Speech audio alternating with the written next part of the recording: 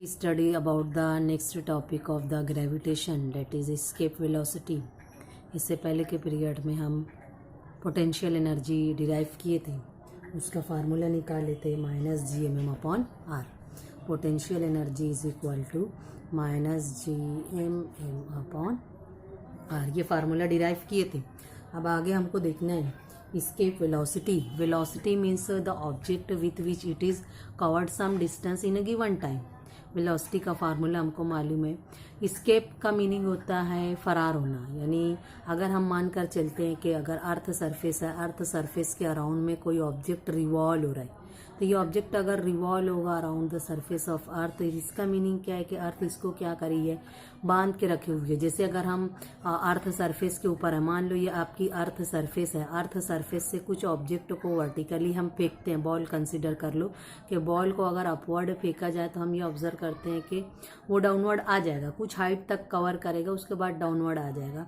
यानी अगर हम हाइट को इंक्रीज करते जाएं तो एक लिमिट आएगी, अगर वो लिमिट के बियॉन्ड जाएंगे तो ये अर्थ के इन्फ्लुएंस से ये बॉल जो है वो क्या हो जाएगा, बाहर निकल जाएगा। अर्थ का इन्फ्लुएंस जो इसके ऊपर है, क्योंकि ऑब्जेक्ट नीचे आने का मतलब क्या है कि अर्थ के पास ग्रेविटेशनल फोर्स है, और ग्रेविटेशनल फोर्स की वजह से अर्थ उस ऑब्जेक्ट को क्या कर रही है, पुल्ड कर रही है डाउनवर्ड डायरेक्शन में। अगर इसके हम वेलोसिटी को इंक्रीज करते जाएं तो एक टाइम लिमिट ऐसी आएगी कि अगर हमारी वेलोसिटी इतनी ज़्यादा बढ़ गई और ये हाइट ज़्यादा हो गई कि अर्थ के इन्फ्लुएंस का इसके ऊपर इफेक्ट नहीं आएगा, तो हम उसको कहेंगे कि ये एस्केप हो गया from the surface of earth. तो अगर कोई ऑब्जेक्ट को वर्टिकली अपवर्ड फेंका गया तो इसका मतलब क्या, वो बैकवर्ड डायरेक्शन में आ गया।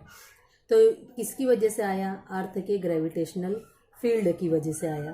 तो ये जो इनिशियल वेलोसिटी उसको जो लगी, जो स्टेज आई, जो इनिशियल वेलोसिटी उसको लगी, इस इनिशियल वेलोसिटी का नाम हम देते हैं क्या, एस्केप वेलोसिटी। यानी इतनी कम से कम वेलोसिटी उसको दी जाए बॉडी को कि अगर उसको वर्टिकली थ्रो किया जा रहा है from the surface of earth, तो वो क्या हो जाए, escape from the earth gravitational field. Earth gravitational field के वो इन्फ्लुएंस से या अर्थ के ग्रेविटेशनल फोर्स से बाहर निकल जाए। तो एस्केप वेलोसिटी को इसी तरीके से डिफाइन किया जाता है, the minimum velocity given to the object, given to object with which it free from influence of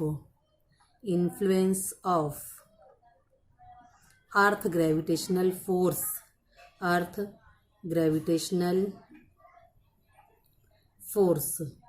अर्थ का जो ग्रेविटेशनल फोर्स है उससे वो बाहर आ जाए। तो अगर हमको इसकी एक्सप्रेशन निकालना है, जैसे एस्केप वेलोसिटी हमको फाइंड आउट करना है, तो वेलोसिटी को तो रिप्रेजेंट किया जाता है वी से। एस्केप वेलोसिटी है इसलिए यहाँ पर सफिक्स लगेगा क्या, ई।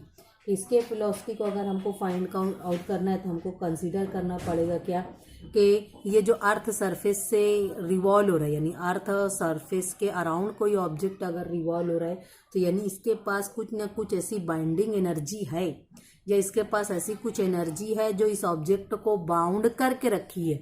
अगर उतनी एनर्जी हम उसको दे दें, यानी उतनी एनर्जी दे दें, तो ये क्या हो जाएगा, एस्केप हो जाएगा। तो इसको हमको निकालना है, तो पहले हम कंसीडर करेंगे कि इस ऑब्जेक्ट की काइनेटिक एनर्जी क्या है और उसकी पोटेंशियल एनर्जी क्या है जिस ऑब्जेक्ट को वर्टिकली थ्रो किया जा रहा है। अब यहाँ पर मानकर चलते हैं कि ऑब्जेक्ट है सरफेस ऑफ अर्थ, और इसको कुछ इनफाइनाइट डिस्टेंस तक, यानी अगर मान लेते हैं ये सरफेस ऑफ अर्थ है, अर्थ सरफेस है, अगर अर्थ सरफेस से एक इनफाइनाइट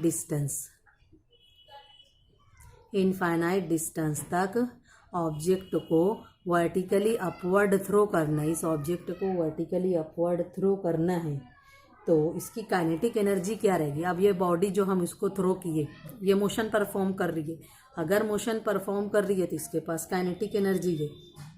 तो काइनेटिक एनर्जी इक्वल होती है किसके, 1/2 mv² के।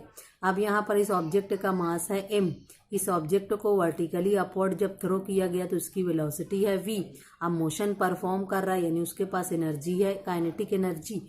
अब इस वेलोसिटी को हम रिप्रेजेंट करेंगे ve से। इसके वेलोसिटी हमको फाइंड आउट करना है। अब अगर ये ऑब्जेक्ट अपवर्ड गया तो इसके पास कुछ ना कुछ पोटेंशियल एनर्जी है, तो वो पोटेंशियल एनर्जी कितनी रहती है, -GMM/r, -GMM/r, जो हम पीछे अभी निकाल चुके हैं। अब इसकी टोटल एनर्जी क्या होती है, total energy which is equal to kinetic energy plus potential energy. Value put up कर देंगे तो इक्वेशन क्या बनेगी, total energy is equal to kinetic energy कितनी है 1/2 mv² प्लस पोटेंशियल एनर्जी कितनी है -GMM/r। अब इसमें प्लस माइनस की साइन को सॉल्व कर लो, -1/2 mv² प्लस माइनस -GMM/r। ये हमारी क्या बनेगी, इक्वेशन फर्स्ट। अब यहाँ पर हम ये कंसीडर करेंगे कि kinetic energy of the object will go on decreasing with time as it is pulled back by earth gravitational force.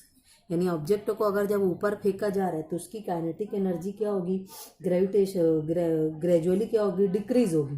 क्यों, क्योंकि अर्थ उसको क्या कर रही है, अपनी तरफ खींच रही है। तो अगर ये काइनेटिक एनर्जी जीरो के इक्वल हो गई, कब, जब ये ऑब्जेक्ट रीच हो जाएगा एट इन्फिनिटी।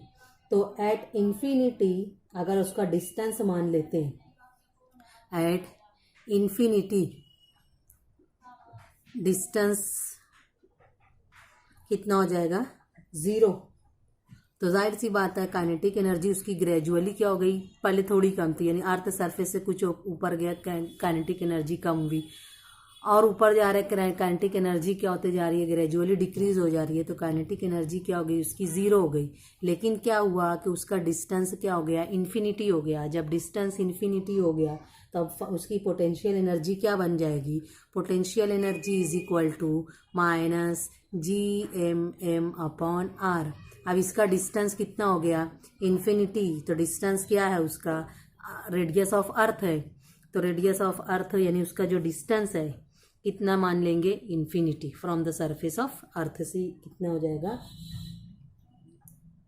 इन्फिनिटी के बराबर।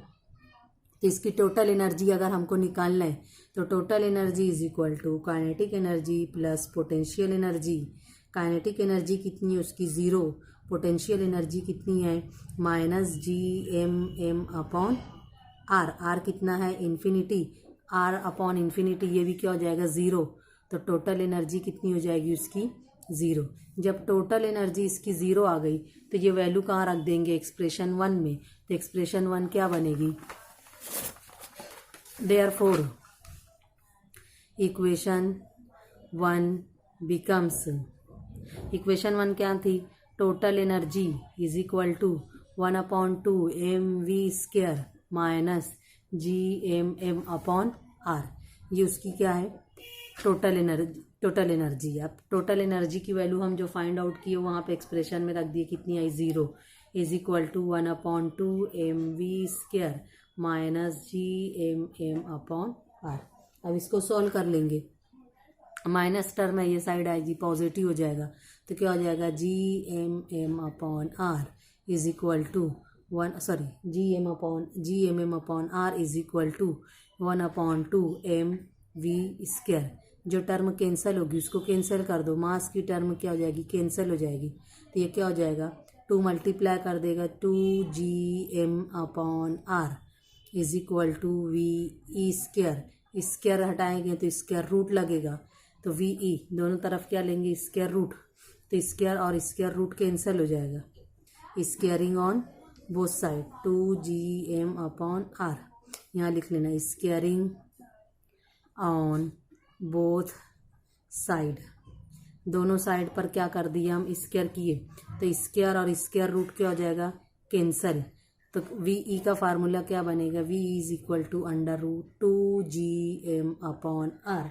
अब यहाँ पर अगर इसको वैल्यू रख के सॉल्व करेंगे तो इसके वेलोसिटी का फार्मूला जो निकालेंगे कितना आ जाएगा, 2 इंटू G ग्रेविटेशनल फोर्स है 6.67 × 10⁻⁹ -11 और मास ऑफ अर्थ रखेंगे। मास ऑफ अर्थ के अलावा हम यहाँ वैल्यू रखेंगे किसकी, रेडियस की 6400, ये जो उसका किलोमीटर इसका वैल्यू रखेंगे। तो इस तरीके से अगर इसको पूरी वैल्यू रख के सॉल्व किया जाएगा तो आंसर आएगा 11.2 किलोमीटर पर सेकंड। ये क्या आएगी, एस्केप वेलोसिटी आएगी। तो एस्केप वेलोसिटी की पहले डेफिनेशन देखना। डेफिनेशन क्या है कि कम से कम ऑब्जेक्ट को इतनी वेलोसिटी दी जाए जिसकी वजह से वो क्या हो जाए, thrown off vertically upward from the surface of earth. तो ये क्या कहलाता है, उसकी एस्केप वेलोसिटी, यानी उसके ऊपर अर्थ का ग्रेविटेशनल इफेक्ट जो है वो क्या हो जाए, ख़त्म हो जाए। लेकिन उसकी काइनेटिक एनर्जी क्या होती जाएगी, रिड्यूस्ड होते जाएगी। यानी काइनेटिक एनर्जी कितनी हो जाती है, ज़ीरो। काइनेटिक एनर्जी ज़ीरो होती है और डिस्टेंस इंक्रीज होने की वजह से उसकी पोटेंशियल ज़ीरो हो जाती है। इस तरीके से उसकी टोटल एनर्जी ज़ीरो हो जाएगी। और फिर जब वैल्यू रख देंगे तो हम उसकी एस्केप वेलोसिटी निकाल सकते हैं। एस्केप वेलोसिटी कितने के बराबर आई, √2 gm/r। तो r कांस्टेंट है, g कांस्टेंट है, m कांस्टेंट है।